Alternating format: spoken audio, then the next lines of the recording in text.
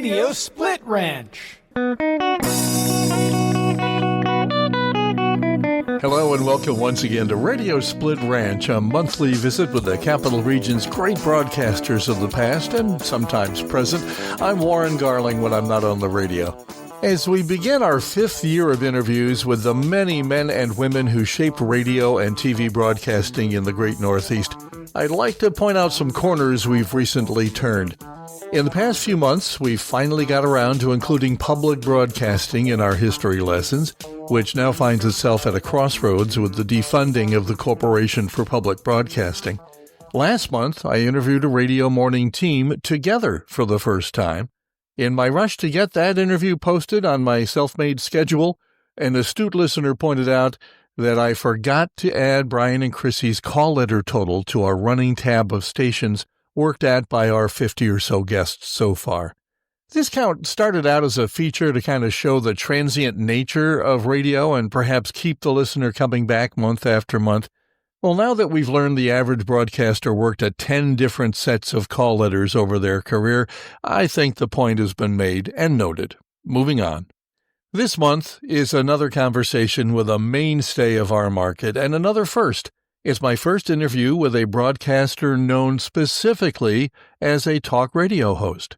That's where he cut his teeth and made his mark over the last 40 years. And he also represents the business side of our business as a radio station owner who shares a unique perspective of success. Enjoy this time, as I certainly did, with Paul Vandenberg. Here's a guy that I've never met, never had the opportunity to work with, and I can't figure out why not, because we've both been around this market forever and ever. And his name is Paul Vandenberg. You know him from talk radio here in the great Northeast. Paul, thanks for your time today. You know, I'm always surprised when I speak with or meet somebody for the first time that I too have never met in the business. It's my pleasure. Thank you very much for having me. Thank you. Of course, I went undercover. I had a radio name named Chris Warren, so I used that name for many years on both local radio and TV. Occasionally did a lot of PBS work. So I kind of, I hide out when I'm not on the radio or on TV. But you're a brave man. Now, is your name listed in, well, there's really not a phone book anymore, is there? Do people call you at home, Paul? No. Good. No. I mean, I've done radio for 40 years. I've done talk. Sure. And one thing that and you've alluded to the name change, one thing that I was encouraged to do early on and didn't was change my name, use a different name. Sure. I never did. I've always used my name. My phone number is usually on the website. Yeah. For people. And that's for business reasons. Sure.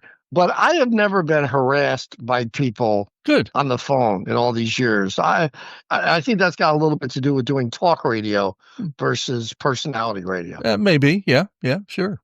So I understand you're a local boy. That much I know. Tell us a little bit about where you grew up. When I was really young, my father worked for the New York State Thruway. Actually, he worked for Atlantic Richfield on the Thruway. And we moved around. We were in Fonda, Port Byron, Auburn, Latham.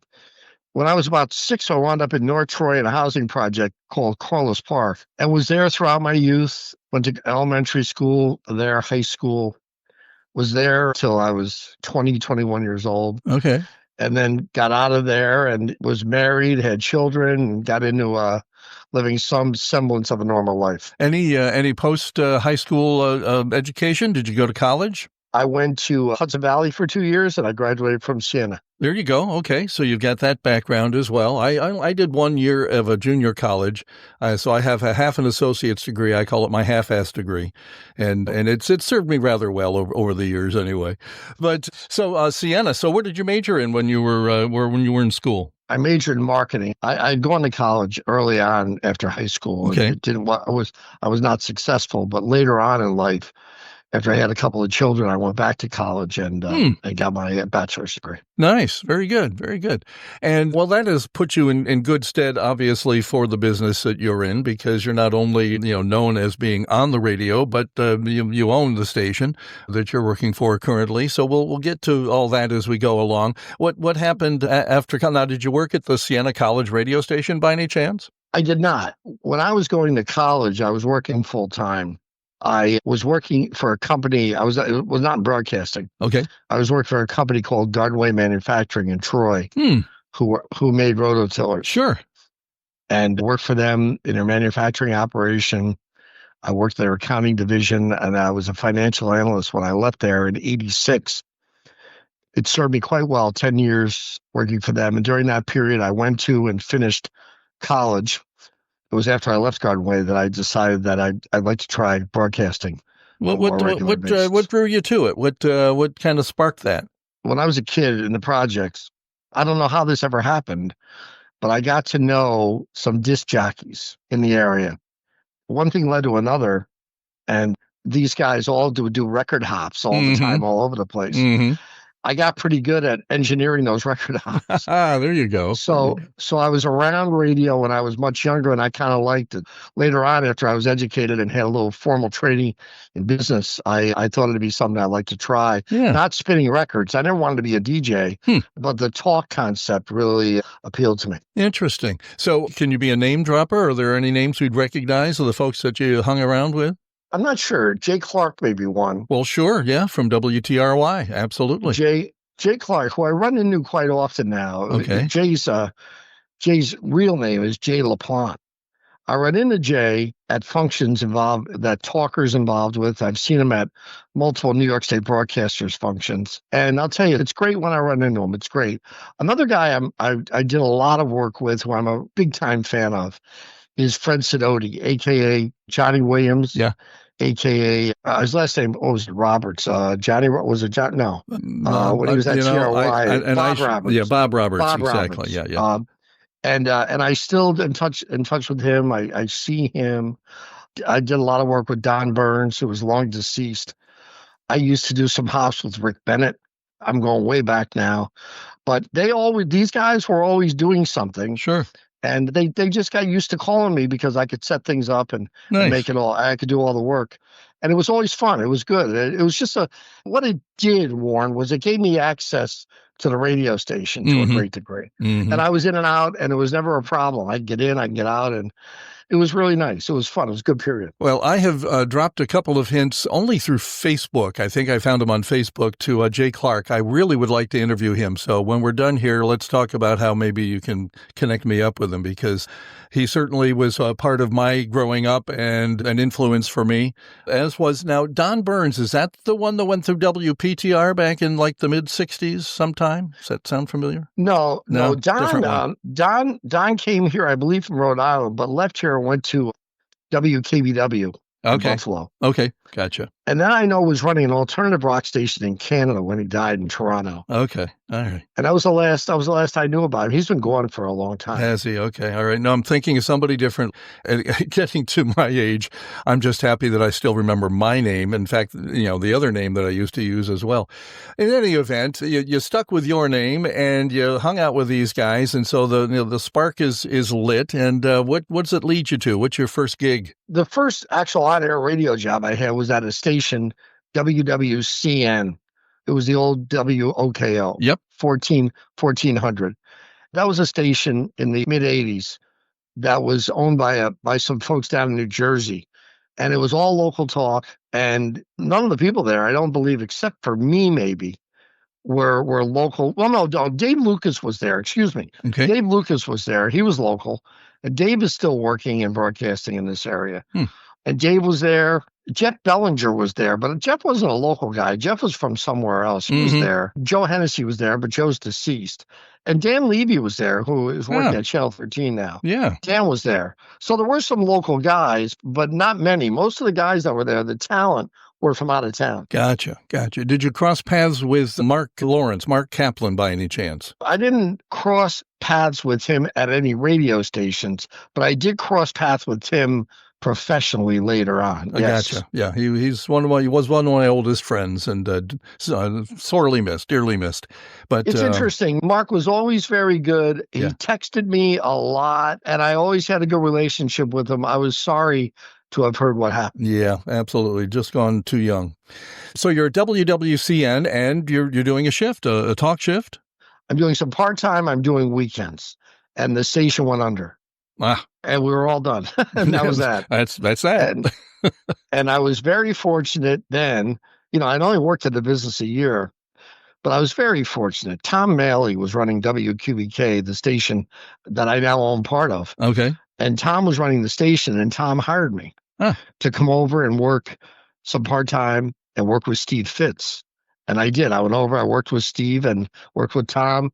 It was tremendous. I worked there for about I don't know, I think maybe 2 years. I guess this would be a good time to just stick in here. How has talk changed in this time? What was it like, back then? Now we're talking, what years are we talking here when you're first getting into this?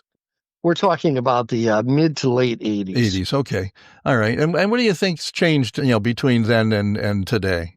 The one thing that's changed dramatically is there are so many other outlets for people to turn to when it comes to talking and having their opinion heard. There are so many places now, from chat rooms to X to Facebook. The talk station now is part of the culture, but sharing your opinion is something that can be done in so many different forums. True. That it's not as busy now as it was. I'll tell you one thing that's also changed is back in the 80s, I always felt, and I'll say on my show in the morning, I felt you were challenged a lot more by callers. Now, what's happening now is, and you can see it with the CNN, MSNBC versus Fox, people tend to land with a show, a network, or a host that they agree with. So the challenge element on air, which is just the best part of what I do, it's the best. Yeah. It's not in the abundance that it was years ago. Wow, I hadn't thought about that, but I think I think you hit that on the head. Absolutely. That's disappointing, and that's also, Warren. That's 35 years ago. That's 40 years ago. Yeah. It's a long time. It's a long time. It is true, and nothing stays the same. I mean, we know that. No, it doesn't. Yeah, that's why I'm not on the radio at the moment. There just aren't the jobs that there used to be. Right. With the consolidation. Yeah. So where do you go from there? Obviously, you're looking to expand audience-wise as much as you can, as most of us did in radio over the years. In 89, I was working at QBK, and you don't realize when your breaks are going to come. But I got a really nice break in 89. I got hired at WGY. Buzz Brindle, who's been a big part of my broadcast career, quite frankly. Yeah. Buzz hired me at WGY, and he hired me at 590. But I went to work at WGY, and I basically went to work there to run a board, which I rarely had to do, but they wanted me around just for that. And they wanted me to do backup talk because I had done talk. And when folks were off, like Bob Cudmore and others, Art Murphy was doing overnights, and they had me as the guy that could back them up. And I was there for 4 years. I also, during that period, did a weekend sports talk show. Okay. Which was fabulous. And that 4 years, 89, 90, 91, 92, were just fabulous. Nice. I was there, with Don Weeks. Sure. Harry Downey, Jim Leonard. I went to high school with Jim Lefevre Leonard. Yep. He was a year ahead of me at Burnt Hills. Yeah. One of the great people. Leonard was great. He passed away. Yep. Passed away too young. Exactly. But Harry was there. Bob Cudmore was there. Art Murphy, who has been gone now for 28 years, but was just a tremendous talk show host. Yeah, I was supposed to bring him up with you because I was with Buzz just a few nights ago and mentioned I was going to be talking with you. And he said, well, you got to ask him about Art Murphy. So, the floor is yours. Murph was a guy that lost a leg in Vietnam.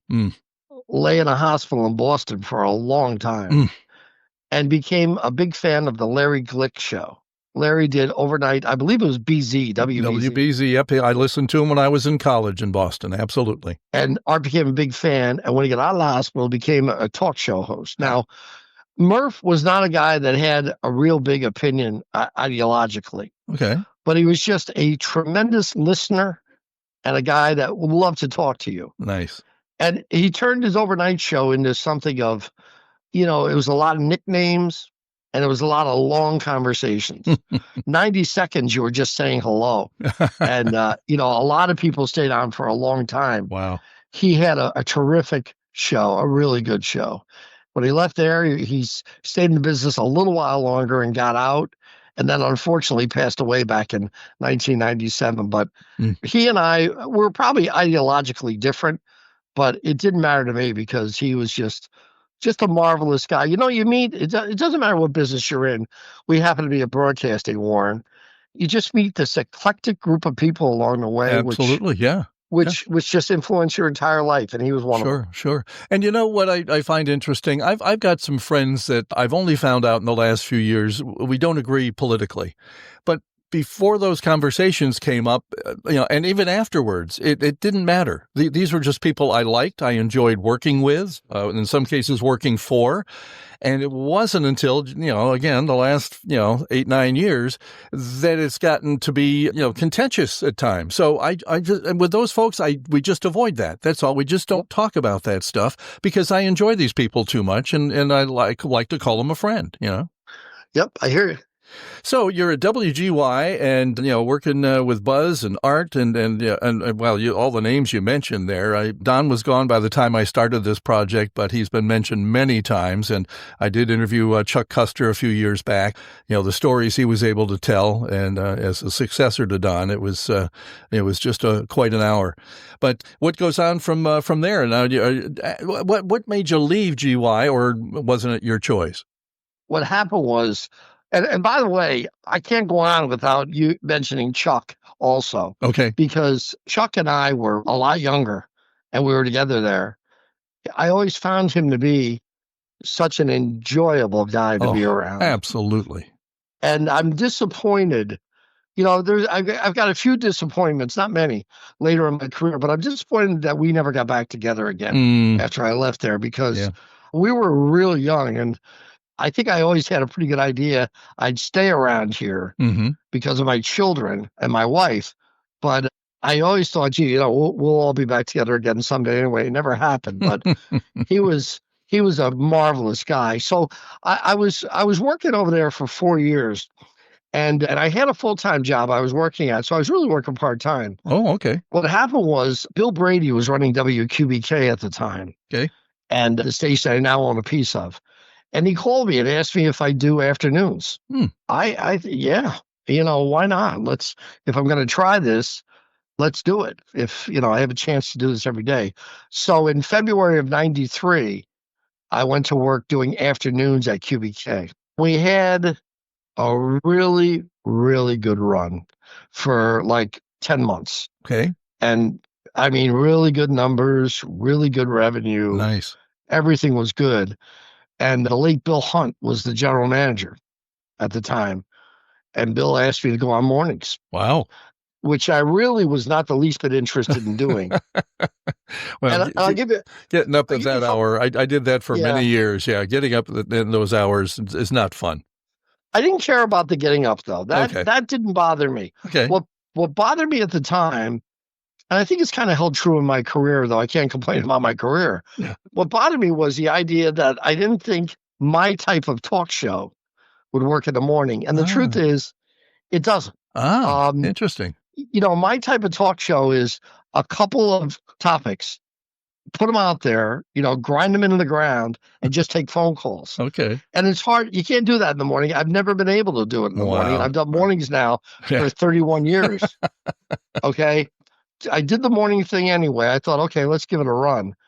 And we were doing real well at QBK. It was great. Nice. But then the station was sold. And let's see, I went on mornings in 94. The station was sold, I want to say early in 96. Okay. Some new owners came in, and quite frankly, the guy they brought in to run the station had no use for me. Oh boy. We were making a lot of money, which is the key. And I guess they kind of thought they could make it without me. And I left. Oh, wow. I left later on that year. Yeah. That was the end of 96. And I wasn't sure what I was going to do, but here came Buzz Brindle again. And Buzz at the time was running 590 WROW. Right. What Buzz had done is he had brought in Rick Mitchell. And Rick didn't want to work on AM. He didn't.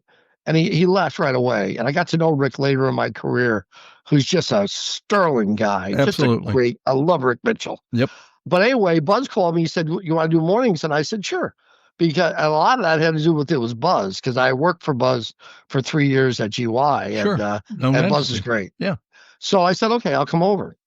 So I went over there, And Buzz wasn't there long after I got there. Buzz left there and went to work for GNA. That's correct. Yeah. Took my old job there. I was program director there from about 1980 to 85 in there. Yeah. And so he, a few years later, stepped into my shoes there. Yeah. Well, Buzz went over to GNA and they asked me to run the station, which I did. And I was there and I ran the station for the next 10 years. Mm. And I have to admit, that too was a very good stop in my career. You know, you'll find listening to me that I haven't had a lot of jobs in radio. And I've never been fired, which I'm amazed later in life that I haven't. Very nice. Yeah. You know, because I'm surrounded by people that have been fired 5 times. Oh, sure. Okay. I've had a very good career. I have a strong opinion as to why, but I've had a very good career, and Albany Broadcasting 590 was part of it. Yeah. I so enjoyed working there and I loved it. But in 2007, I put together a group of people and we bought the station I'm at now, the former WQBK, which is WGDJ. And we've been on the air here since November of 2007. Coming up on 20 years, 2 years from now? 18 years, 19 years. Yeah, wow. If God willing, we make it to September or November of 27, it'll be 20 years. Okay. Got a call the other night from somebody who's really deep in the world of racing, has been for many years. And, one of the things that we were talking about that you and I believe, have talked about is, so many people now, it's been proven. And if you didn't think so, you really saw it this year. People love to bet on horses at Saratoga, but more and more every day, people are more than happy to make their bet off site and not go to the track. And I think that trend will continue, though there'll never be a day at Saratoga when it's 80 and there's only 4,000 people there, like Belmont or Aqueduct. But more and more, it's just become so convenient. You've got a generation of people now that can bet on a horse off-site and watch the race on their phone. That keeps fannies out of the seats up there. Is that fair to say? Yeah. It's definitely, they've advanced big time in that. I think there's a lot of people that don't even buy a program. They get the entries on their phone, and maybe they'll bet cash with us, but maybe not. I mean, no. So, but they like being there and the party atmosphere. You got to go to Saratoga a couple of days. You've got to do it. It's fun. Yeah. But the idea that people are going to go, it's kind of like Vegas. I was telling the story yesterday. All of a sudden over the weekend, a story started to move around about Las Vegas and how the attendance, visitors are down. The hotels aren't doing anything like they used to. Well, of course they're not. People can bet back home now. Right. So you want to fly to Vegas to make a bet when you can do it at home now? Probably not. DraftKings, like the DraftKings and all that kind of stuff. Yeah, you bet. Rivers, DraftKings, there's apps out there. You bet on your phone. End of story. Yeah. Keep doing what you're doing. It seems to be working. You're probably the preeminent talk show host in the market, at least, if not more. And I understand you were named by Talkers.com as a top 100 radio host. Not too shabby there. I made that list a couple of times. And, that list was around for a long time before my name showed up on it. Interesting. And, I look at that every year, and that's the top 100 guys in the country. In the whole country, sure. Okay. And I'm not, I'm not getting carried away here. I just want to make the point that every market in the country, the top 50 markets, there's 4 talk show hosts you could put on that list. That's 200 people right there. There you go. Okay. Yeah. And we're the 67th, largest market in the country. Wow. So to get down to this level, yeah. And they called me a couple of years ago to tell me I made the list. Uh-huh. I'll never forget it. I was shocked when it happened, and then it just came out. It just came out not too long ago, and I was on it again. Excellent, good man. We're in there a couple of years ago, and those are the folks at Talkers Magazine, and these are folks I've also been on panels with and have known for many, many years. Sure. And they're very thorough. They're very good at what they do. They understand the markets, the country, what the talk status is in all these markets, and do a great job. And the truth is, all the years I wasn't on that list, I understood why. But yeah, I'm very, very happy to be on that list. What do you think it takes to get on that list? And, what do you have any idea what criteria they use for that? Is it, I don't know, choice of subjects, or it can't be, well, I guess per capita, could be popularity, could be ratings, but what do you think gets you on a list like that? A big part of it is really longevity. Okay. Yeah. Our business is not unlike others. People have to get to know you a little bit. They got to trust you. Yeah. It's like, where do you buy certain things in your life? You buy them from people you know and trust. That's true. In many cases. Yep. And radio is the same way.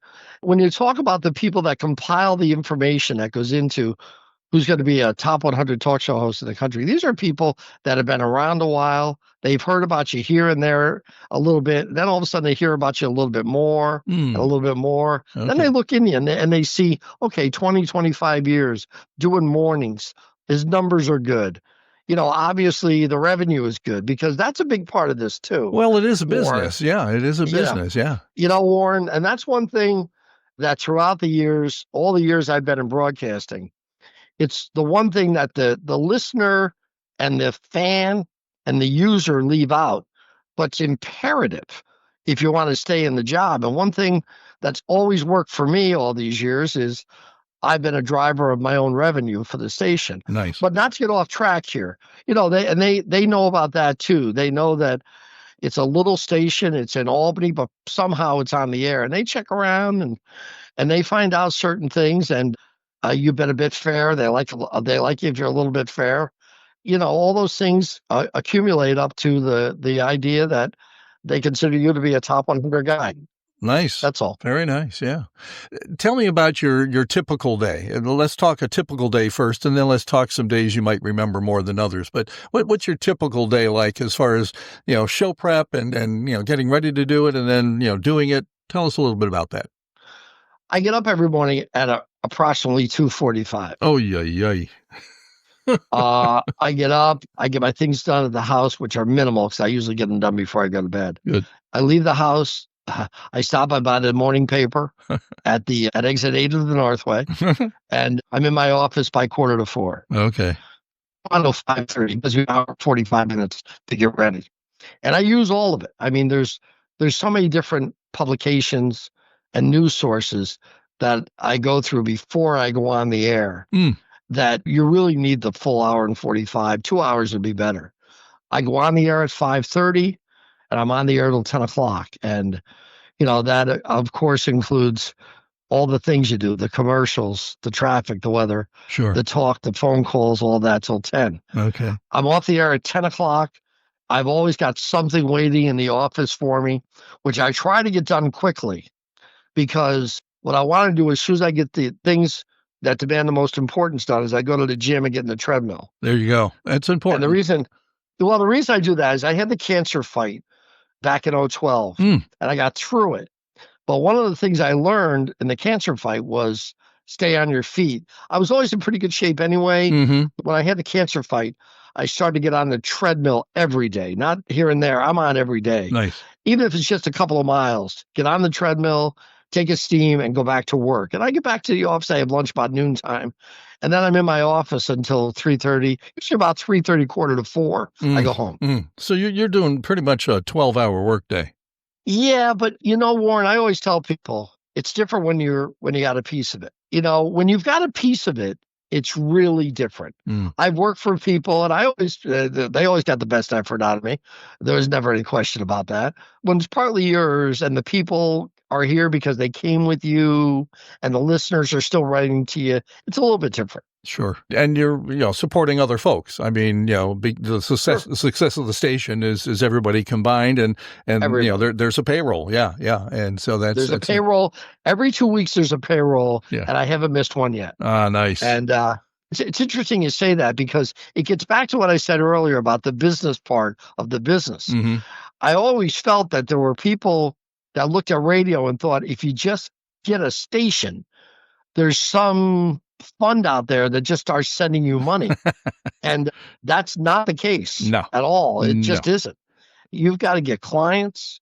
You've got to get to work on taking care of them. Yeah. And you got to make the payroll. Yeah. I never expected my employees to not work for and have medical benefits or a retirement plan. And we've always been able to take care of things like that. But Nice. these things are really important. Oh, sure. And Sure. we've been able to do this for 18 years now. So Well, I'm very happy about it. it's what ended my full-time career. I was only in radio full-time for 17 years.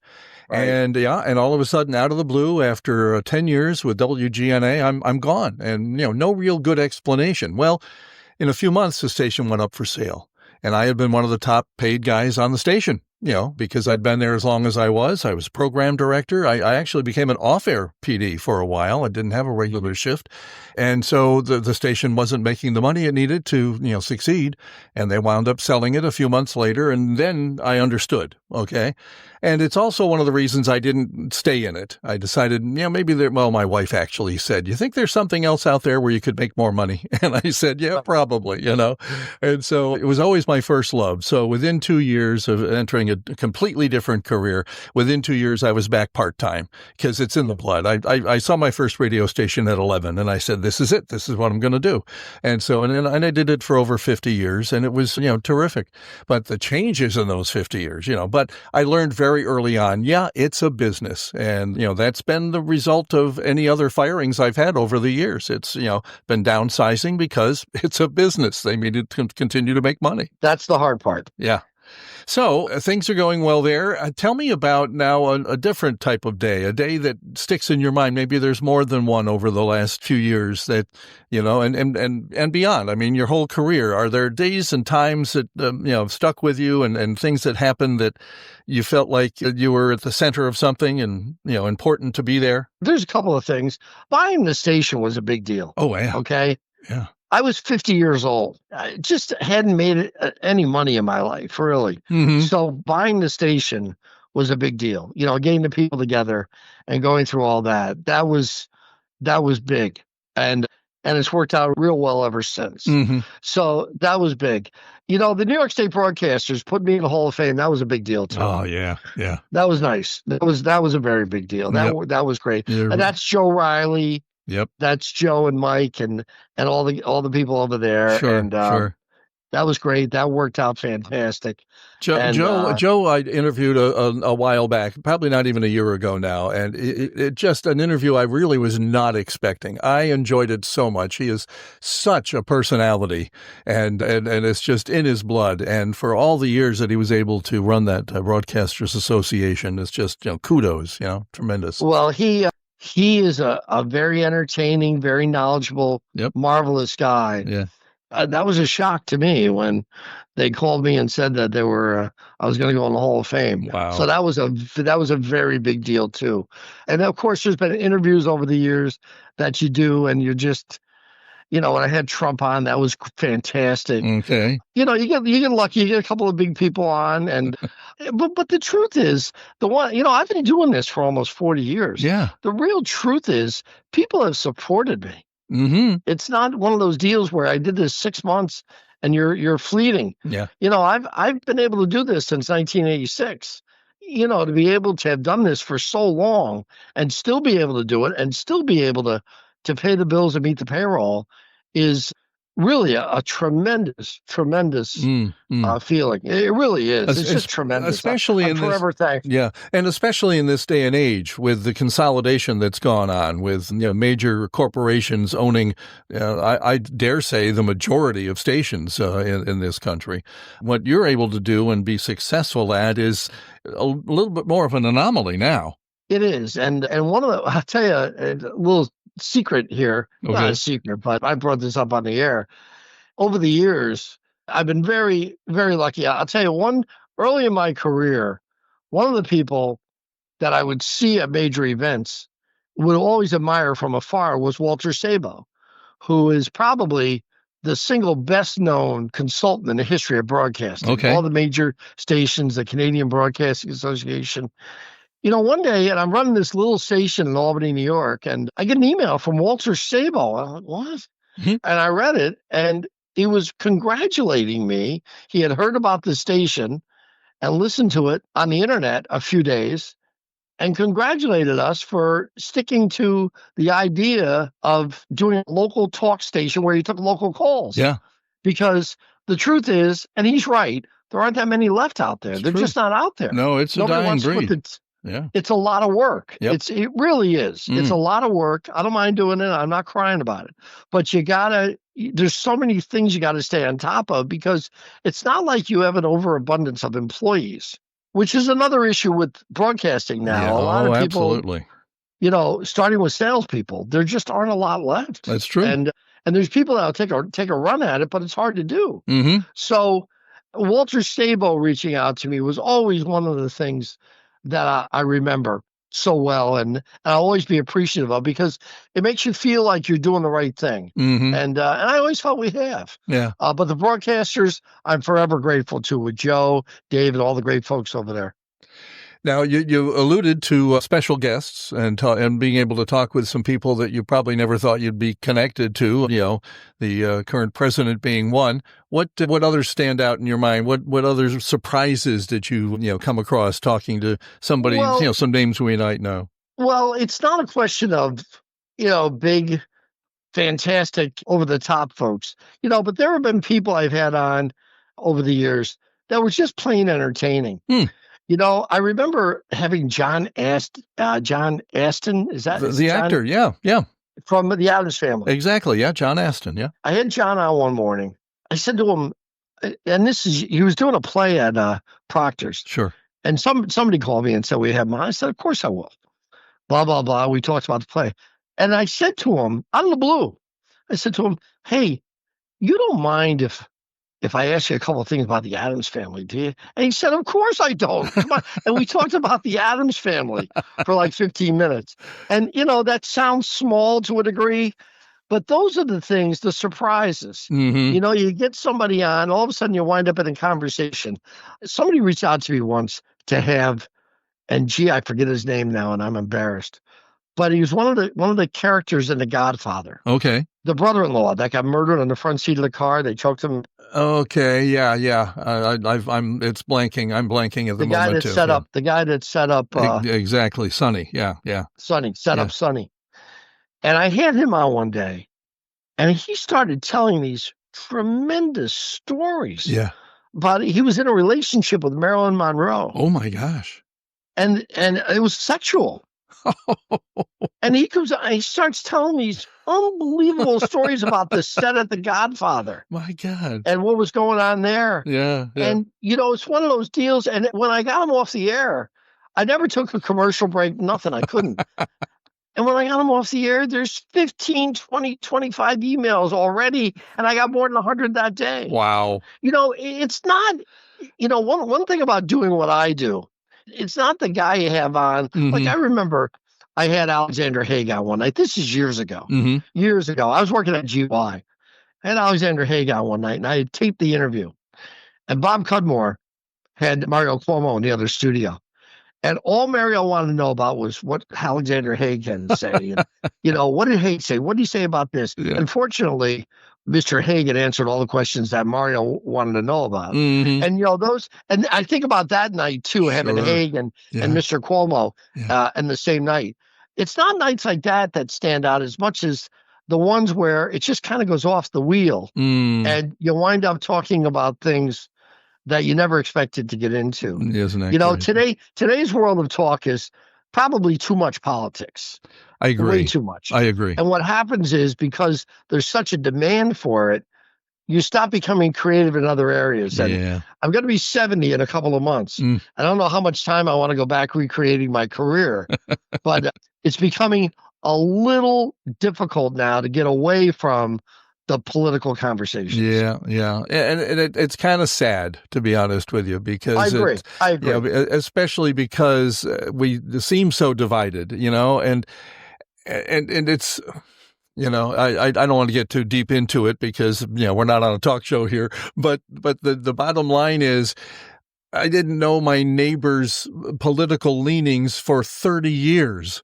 And then all of a sudden, it all changed. And, again, luckily we're still friends and luckily everything's cool, but we never we never talked about what the president was doing. I mean, it never came up in cocktail time conversation.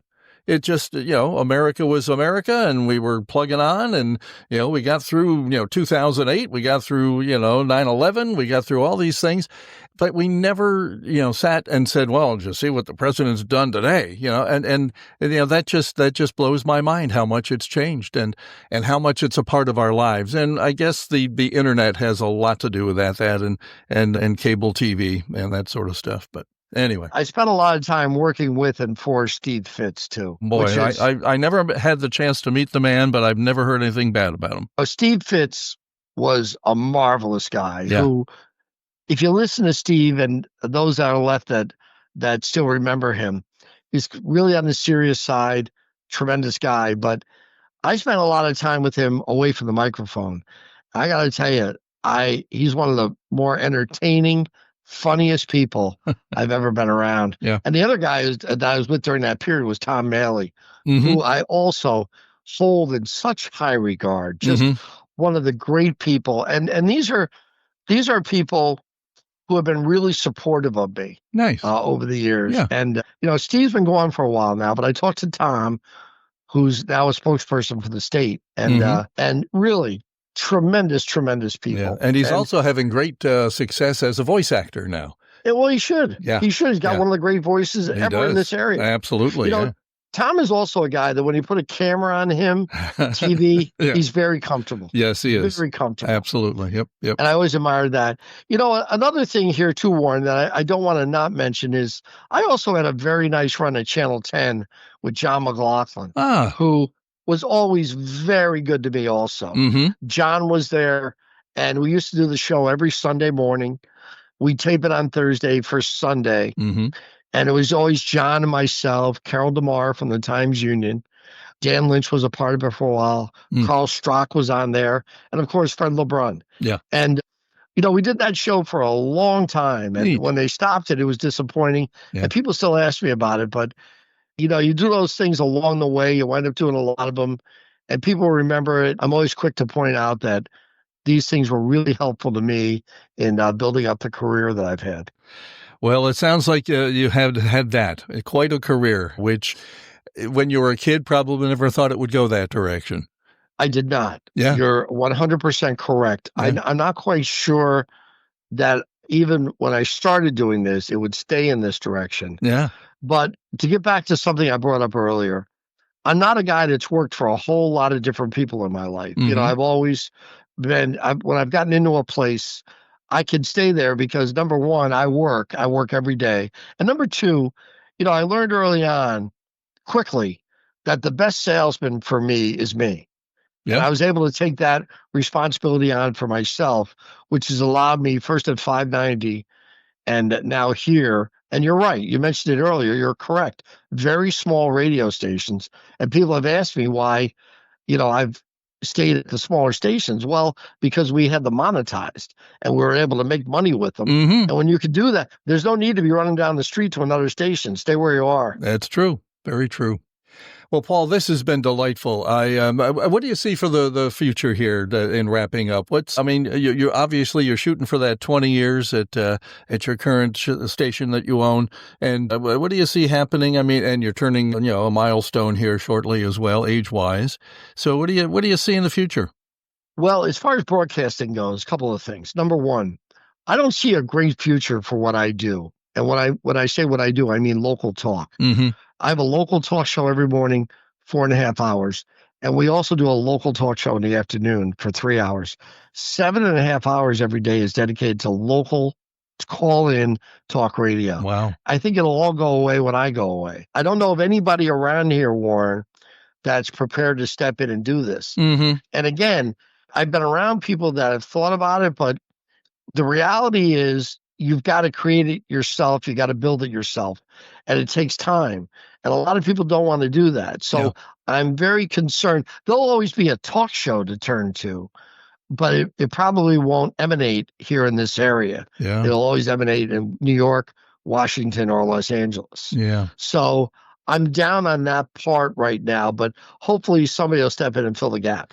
Well, it would be nice, but here's your biggest problem is there's very little training ground left for that, okay? I mean, I got my first job in radio because one of the full-time disc jockeys at the station needed somebody to sub for him one weekend, and I had just been a guy talking to him on the phone.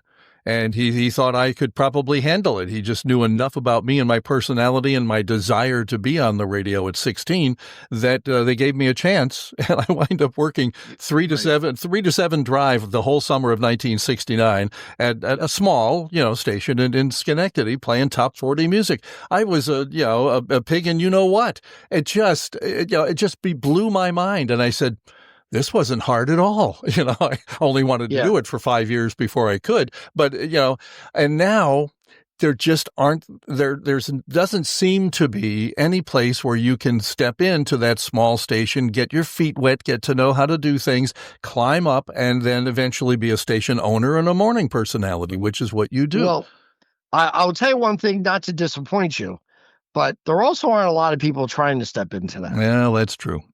It's not like I'm calling people ever saying to them, I don't want you here. Yeah.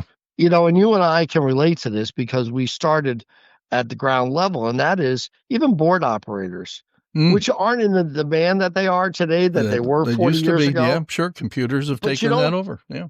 You don't hear people reaching out in that regard either. People are doing other things. And radio, Warren, we didn't talk about it, but radio has changed dramatically. It has. It has. Yep. People are getting their music, especially on the phone. It's true. On the internet. It's a different world today. It is. But I'll tell you, this world for me, and it sounds like you also, have been very, very good. I've enjoyed every minute of it. There was hardly a time that I was in a radio station that I wasn't having the time of my life. Right, really, exactly. Really. That's the way it should be. I just felt so lucky to be in it when I was in it full-time, even part-time. Even in the end when I'm voice tracking and not talking to anybody on the phone anymore because, when I'm on the air, I'm not there.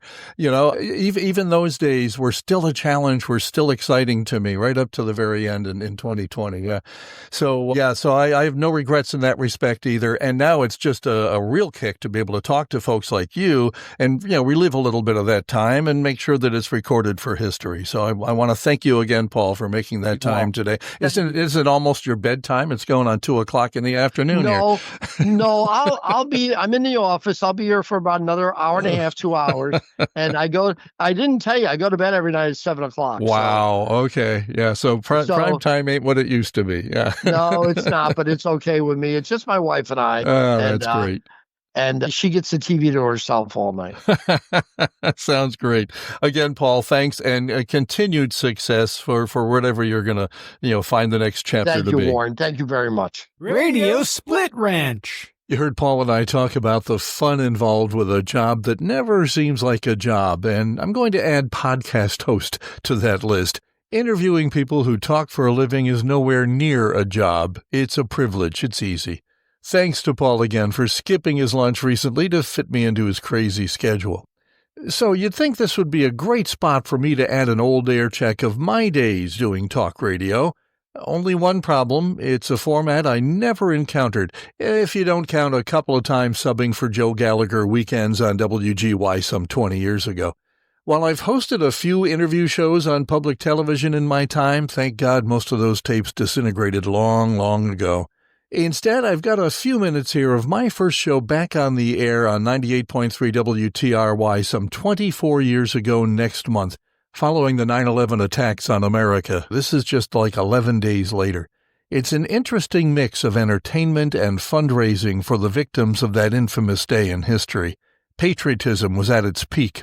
This is a perfect example of how radio played a part in our everyday lives. Catch you again next month. In the meantime, don't cry because it's over. Smile because it happened. Oldies 98.3 WTRY. Good afternoon, I'm Chris Warren. Opening birthday presents from their friends and relatives today. Ray Charles celebrates birthday number 71. The boss, Bruce, is 52. Mickey Rooney turns 81. But he's only had half that many wives, really. Here's Buddy Holly with the Crickets. Maybe, baby, I'll have you. I'm young, and I love to be young. I'm free.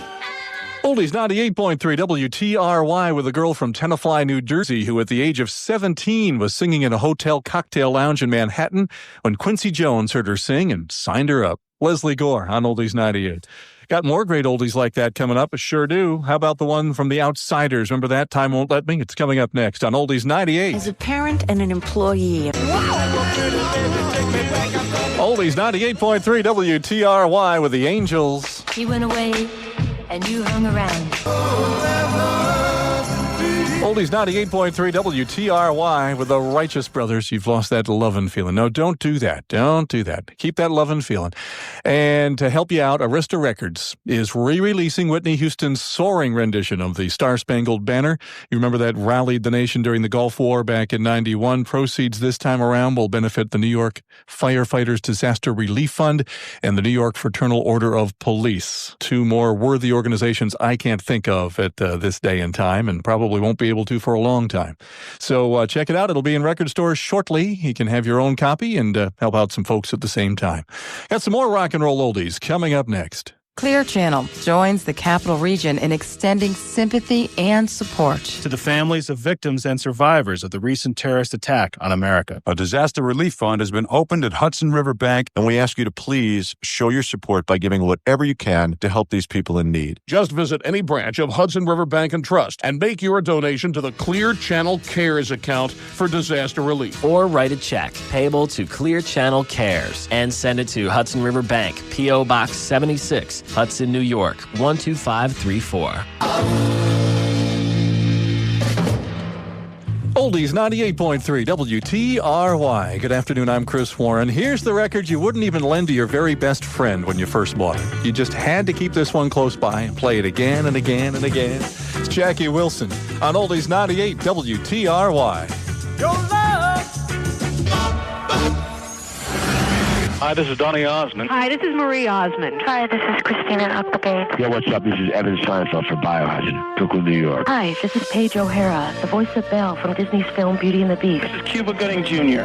Please donate today to the Clear Channel Relief Fund. We'll make sure whatever you contribute, whether it's $1 or $100, makes a difference. Please donate today. Thank you. Stop by any Hudson River Bank location or mail a check made out to Clear Channel Cares to Hudson River Bank, P.O. Box 76, Hudson, New York, 12534. Get all the details at WTRY.com.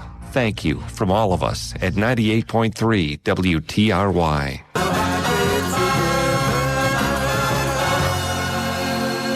Oldies 98.3 WTRY. There may be other ways to spend an early fall afternoon, but none quite like enjoying the music you grew up with. Oldies 98 WTRY with Creedence Clearwater Revival.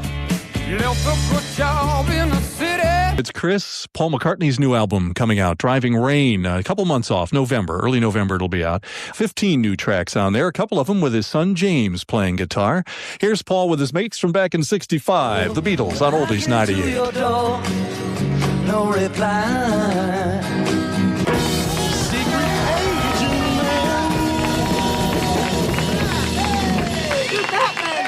Oldies 98.3 WTRY with Johnny Rivers and Secret Agent Man. Good afternoon, I'm Chris Warren. How you doing? Have you given to Clear Channel Cares yet? I hope you have. And if you have or haven't, you can always give more.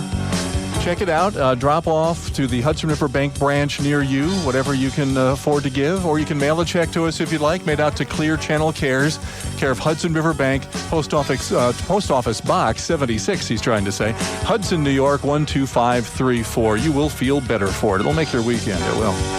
Got some more great oldies, the Supremes, actually, coming up next on Oldies 98. 98.3 WTRY.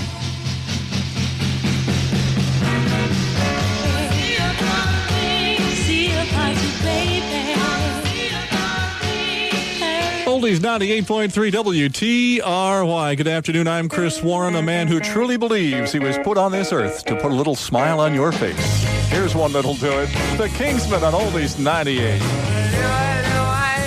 Oldies 98.3 WTRY, the Rascals and People Got to Be Free. Isn't that what this is all about, I guess, these days? Good afternoon, I'm Chris Warren, trying to turn back the hands of time here. It's not all that hard to do, you know. We got the greatest record collection of all time here on Oldies 98. In fact, I have one of your favorites coming up next. You love your oldies. Especially the Beatles. Find out what's new with your favorite groups on the music page of our website, WTRY.com. Sponsored by the New York State Smokers Quit Line. Tired of midnight runs to the store? Quit smoking. Call 888-609-6292. Oldies 98.3 WTRY. Good afternoon, I'm Chris Warren with Roy Orbison, the Beach Boys, and Tommy Boyce and Bobby Hart all coming up. Here are the Chiffons on Oldies 98.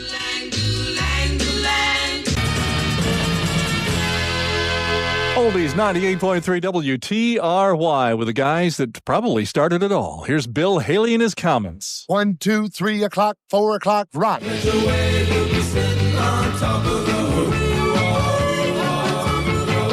Oldies 98.3 WTRY with the Beach Boys trying to keep it summer as long as they can. Catch a wave on this first weekend in fall 2001. Here's Roy Orbison on Oldies 98.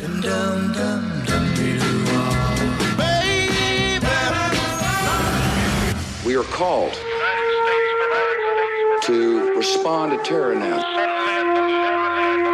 This is the time.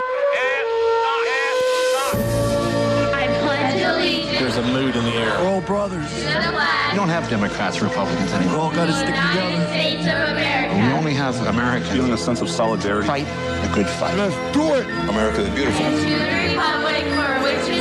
One stanza of that goes, so beautiful for patriots dream. One nation. It sees beyond the years. Thine alabaster cities gleam. Indivisible. Undimmed by human tears. We got sucker punched. If we get up, Every teenage death is strong. God bless the new. we will get up. Help us help America by giving to the Clear Channel Relief Fund. Find out how on our website at WTRY.com. Pray. It's the high ideals for which America stands. They endure upon the earth. And just thank you. From all of us at 98.3 WTRY. Baby, baby, can't you hear my heart?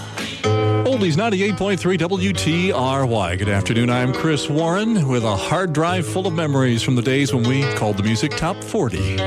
Remember Classical Gas, Mason Williams? On Oldies 98 WTRY.